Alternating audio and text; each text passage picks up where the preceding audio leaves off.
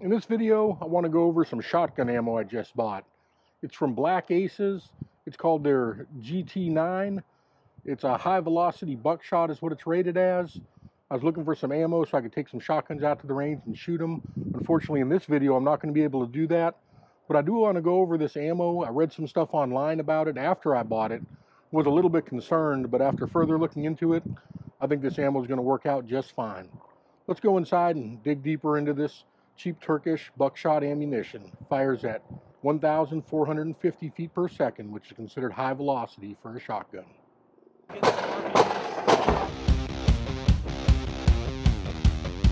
Alright, so I bought a bunch of boxes of this Black Aces shotgun ammo. Comes in 10-round packs, if I can open it up. And from what I read online, they were a little bit longer than the normal shotgun shells for 2 3/4. And some people were saying they had problems with them fitting and cycling and everything.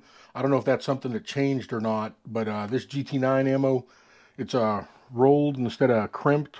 So basically, let me see if I'll have to grab some other stuff, but basically it's rolled over instead of crimped, where normally they just fold it over and everything. Some people prefer rolled and everything, but overall they're the same length from what I can tell as other shotgun rounds.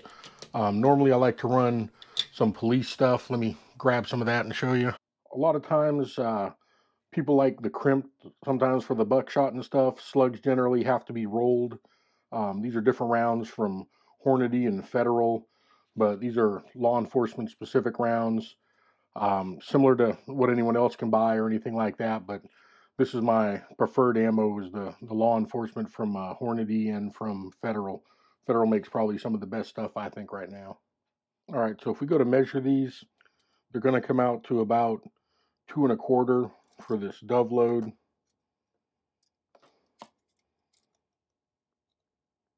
Just a smidgen over 2 1/4 for the GT9. And just a little bit over 2 1/4 for the Federal buckshot. And it's 2 1/4 is what it measures at.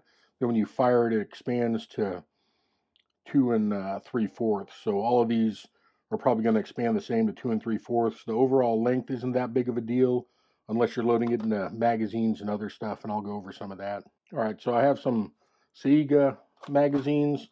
These loaded up just fine in it. You can push them back a little bit. They're not too far forward, so they fit in just fine into my Saiga 12-gauge mags. On the Pro Mag drum, which I'm not really a fan of Pro Mag, but for the 12-round drums, these work pretty good. These are loose. You could almost do larger rounds in there, but they fit in just fine. Usually 12 rounds in a semi-small package. Going over to some of the 10-round ones. This is fully loaded up, and like I said, it goes in and out fine. It's going to feed just fine for the size and everything. But I had no issues whatsoever with any of the magazines I have, but it's only for a Saiga 12 gauge. I don't know if others are going to be different, but these fit just fine. If you haven't seen my video going over shotgun cards and the Velcro backing to match them on YouTube and Facebook, or another thing I wanted to test out are some shell caddies. These are ones you can just clip on to a belt if you have them, and you can just grab the rounds out. These have no problem going in. Overall, they work just fine with it. Same thing for putting them in a shot thing. When I'd have to do rifle qualifications, or shotgun quals, we'd have to do a reload. I found this little 2-shell holder on a belt. Makes it real easy to grab extra rounds and pop them in to make the qualification time. This is more for just running around, having fun. This right here is another shell carrier if you just want to grab them and do quad stacks and stuff like that. This is meant for a molly vest. You can put it on a holder if you want, but this is more just to attach to a molly set or a belt or something like that if you want to hook it on, or you can loop it through if you want. But this is another way to have shotgun ammo at the handy and ready. If you haven't seen, I've done some videos on shotgun cards as far as the cards themselves and also the Velcro backing that goes on them. So if you want to look at Rumble or on YouTube, I have videos on there somewhere going over it. These are the S-Tacs. They curve up a little bit. I did some 5-rounders and some 7-rounders loaded up with this Black Aces. I'm just going to kind of leave it there for a long-term review to see how the overall elastic holds up and everything. And then I do have the 6-rounders here that I'm just going to leave regular as a backup just in case for some reason they do fail. But overall, S-Tacs are pretty good. But I did end up finding some other ones that I would dare say might be better than S-Tac. One of them is Brown Coat Tactical. Brown Coat Tactical, instead of having a piece of 550 cord to grab onto, they have kind of like a pull tab, but these stay flat. The backing on it is very stiff. The elasticity is pretty strong on it. But the Brown Coat Tactical ones, they don't curve like the S-Tacs kind of curve a bit. Now, once you put the S-Tacs on, they tend to hold pretty good on place. These Brown Coat Tactical ones, they hold very well. And then another one, which I'm kind of mixed about, I'm still trying to weed out and see how well I like them, was Vangcomp.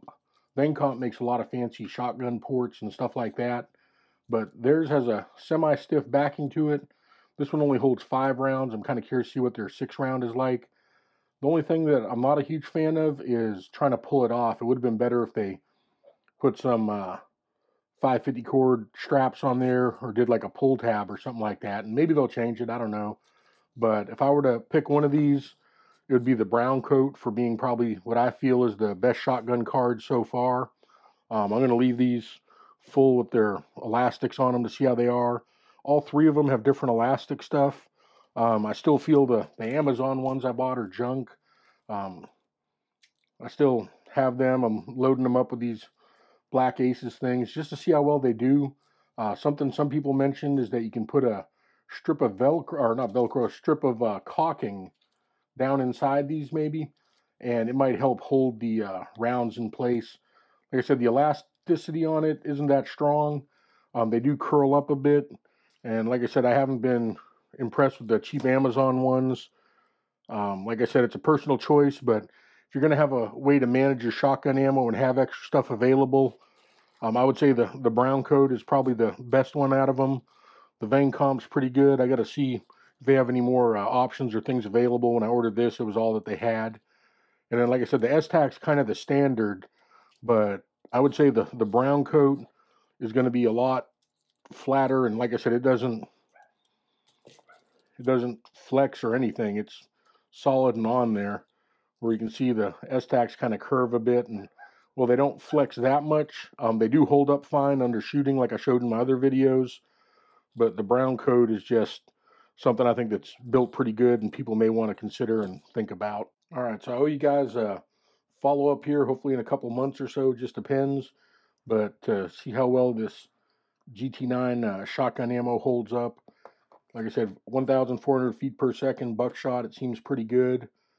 Kind of curious to see how it works in some of the semi-autos I have. Benelli M4, Remington 1100. A few other semi-autos I got to go through. I got my Saiga and some other stuff. So I want to see how it cycles through the different shotguns that I have. But the overall ammo in it seems to be as good as anyone else. Turkish ammo, but it's just like Winchester or anything else. One thing I would say when you're looking at home defense and stuff like that sometimes, number 4 buckshot, some people overlook it. It can be a little bit smaller, but number 4 buckshot is something to consider for shotgun ammo, as supply chains and other things tend to work their way around and do different things. Ammo availability is going to become an issue, but I decided to take a gamble and get this GT9. So far, everything I've tested with it seems good for functioning, cycling, and everything else. If it fires at 1,450 feet per second, I'm assuming it'll cycle my semi-autos pretty good and everything. So hopefully we'll get that out to the range and do some testing and see if I got a bunch of stuff that'll be good to use as a backup.